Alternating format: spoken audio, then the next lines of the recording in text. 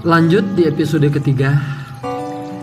Namun sebelum memulai ceritanya, kami ucapkan terima kasih yang tiada tara kepada sahabat setia Gerbang Kehidupan 92. Dan bagi teman-teman yang baru menemukan channel ini, mohon kiranya untuk di-subscribe agar bisa menikmati tayangan terbaru dari Gerbang Kehidupan 92.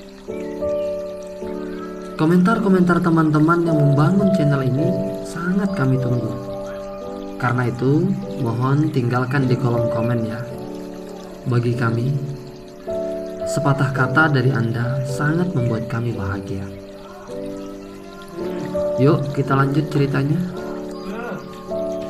Setelah Dini meninggalkan Bayu untuk selamanya, sejak itulah Bayu harus terus menangis dalam hati dan teriris karena mengetahui penyebab utama dari meninggalnya istri tercinta, yakni akibat trauma dari buasnya nafsu Riko padanya. Maka sebagai manusia biasa, Bayu pun tak bisa menyembunyikan rasa benci dan jijiknya pada Riko tetangganya. 1 bulan setelah kepergian sang istri, Bayu ingin membalas dendam pada Riko. Namun saat itu Bayu masih jernih dalam berpikir. Jika ia melakukannya, balas dendamnya pada Riko, ia tak bisa main hakim sendiri. Karena jika hanya berdasarkan pada emosi semata, justru Bayu akan terjerat pada hukum. Karena ia tak bisa membuktikan semuanya, dan semua saksi telah tiada, termasuk Dini istrinya sudah meninggal dunia. Maka kenyataan pahit itu Bayu pendam sendiri hingga 1 tahun kemudian.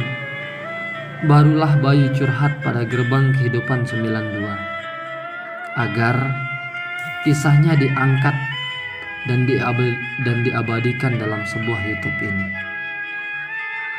dengan harapannya agar menjadi pelajaran buat kita semua dan tak terulang lagi dalam hidup kita ke depannya. Bayu berpesan kepadaku sambil menangis, "Cukup aku yang mengalaminya, dan jujurlah pada pasangan kalian, apapun itu, pahit maupun manisnya, sebelum semua terlambat." Seperti yang terjadi padaku, semua sudah terlambat. Ceritanya padaku. Lalu ia melanjutkan menceritakan seperti apakah kelanjutan hidupnya Riko.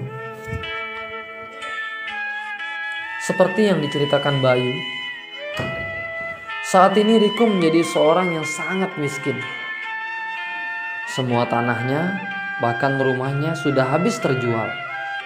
Dan anaknya yang laki-laki yang baru saja berusia, yang baru saja lahir menjadi anak cacat di usianya yang ke-4 tahun. Sampai saat ini, ia lumpuh. Kedua kakinya tak bisa berjalan.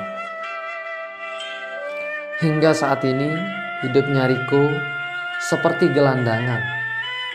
Untuk makan sehari-hari saja sangat susah. Ia harus mencari pinjaman ke tetangganya. Begitulah karma yang diberikan sang kuasa kepadanya. Pernah pada suatu hari, Riko meminta tolong pada Bayu. Namun karena Bayu masih terus teringat dengan peristiwa kelam itu, Bayu pun tak menghiraukannya. Namun hari demi hari berlalu, Bayu tak bisa menghindari Riko karena ia adalah tetangganya. Akhirnya kata maaf keluar dari seorang Riko pada Bayu. Ia tiba-tiba mendatangi rumah Bayu pada saat itu. Bayu sudah menikah dengan wanita lain.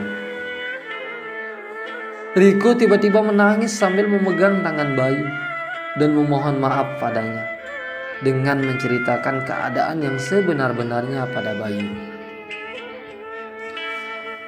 Saat itu Bayu tak mau menerima maafnya.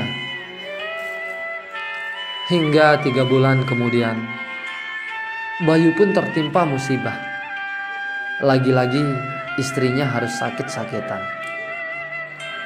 Maka tiba suatu malam, Bayu duduk merenungi nasib hidupnya dan salahnya selama ini pada Sang Kuasa, sehingga dirinya terus diberikan cobaan demi cobaan. Ternyata hanya satu yang ia ingat. Saat Riko mendatanginya untuk meminta maaf, ia tak memberikannya.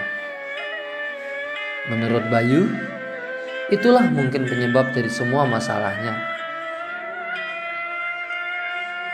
Maka dengan hati tulusnya, giliran Bayu yang mendatangi rumah Riko untuk memberi maaf padanya. Sejak saat itu, Riko langsung bersujud mencium kakinya Bayu. Maka tiba 1 tahun kemudian, Bayu yang sudah memberi maaf dibalas oleh Sang Kuasa. Dirinya diberikan kelancaran rezekinya dan usahanya yang dijalani Bayu menjadi sukses. Maka saat ini Bayu telah menjadi orang yang kaya raya, punya mobil, rumah, dan banyak aset lainnya lagi. Sampai di sini kisah Bayu dan Riko. Semoga pesan moralnya adalah berikanlah maaf kepada siapapun dan dengan kesalahan apapun yang orang lain pernah lakukan kepada kita, maka saat itu juga Allah akan memberikan balasan kepada kita dengan kehidupan yang lebih baik, seperti yang terjadi pada Bayu ketika ia memberikan maafnya kepada Riko. Terima kasih telah tonton video ini. Kisah-kisah yang ada di video ini murni kisah nyata kehidupan. Karena itulah pesan kami, ambil positifnya,